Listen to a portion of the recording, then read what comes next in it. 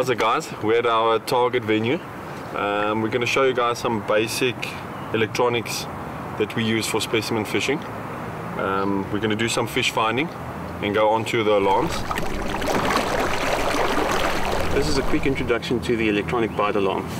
Now, for those of you who haven't seen this before or haven't used it, I'll just give you a quick rundown of the features of the alarm and the uses. Basically, inside the alarm you'll find a magnet sensor wheel. The line makes the wheel pivot, and the magnets break a beam inside the alarm, which then triggers it to go off. Basically, you've got a forward run, your bite indicator will lift, and you'll have beeps on the alarm. If it's a drop back bite, you'll also have beeps, and the indicator will sort of drop back. Now, just to quickly take you through the indicator itself, this is the swinger indicator. It's a Euro swinger. Basically, you've got two different ways of setting the tension on this alarm, on this swinger rather. You've got the weight on the collar that slides forward and backwards. If you're fishing on a really long range spot or with heavy leads, you can actually bring it right up to the end here, which would give you a maximum load. And you've also got, coupled with that, your spring loading. Now this goes right from almost a positive tension right through to a very, very heavy tension. Excuse me, Mr. Louw. Tell me, why are you sleeping, sir? Can I explain the fish finder to us? Okay.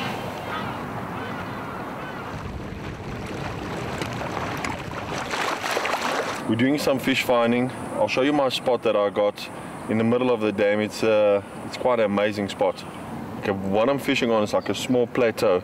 It's like a table. It drops from, it's about 8-9 foot, drops down to 20 foot on the sides, and the fish are really loving to fish on top of the plateau and at the bottom. The fish like to come up the plateau and feed on top of the plateau in daytime. It's quite warm, there's a lot of natural food, and also at nighttime they tend to go down the plateau and fish in the cooler water. What I always like to do is drop your line down very slowly.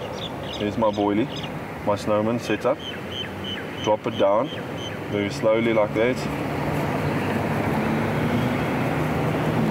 And as soon as you hit the bottom, pick your lead up, move it back a couple of inches, and then drop down again.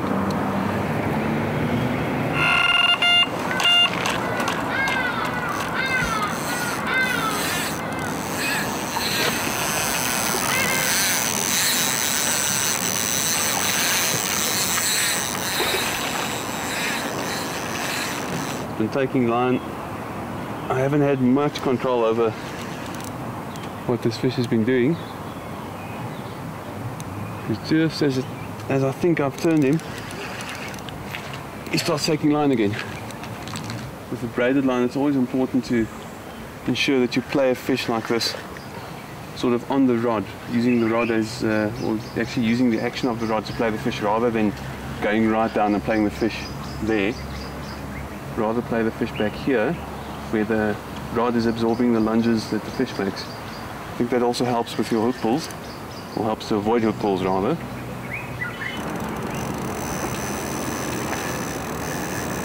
Okay, as you can see, this fish is starting to take a line again. The reason for that is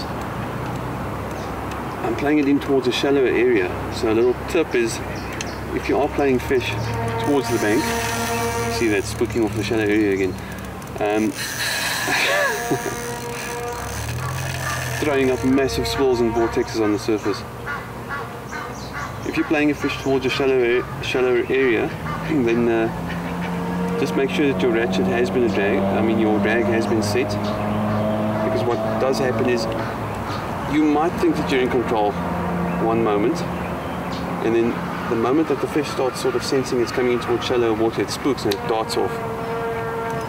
And it could very easily pull the hook, open the hook, or even worse,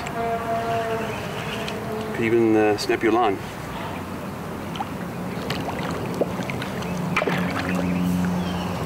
It's in the net. Another result. Not the biggest in the world, but a very good looking fish and a very, very welcome result. Yeah, this is probably another, what, 14 pounder, but I don't think the size matters when you're really enjoying your fishing like we are today. So let's flip this one back and see if we can get in another one.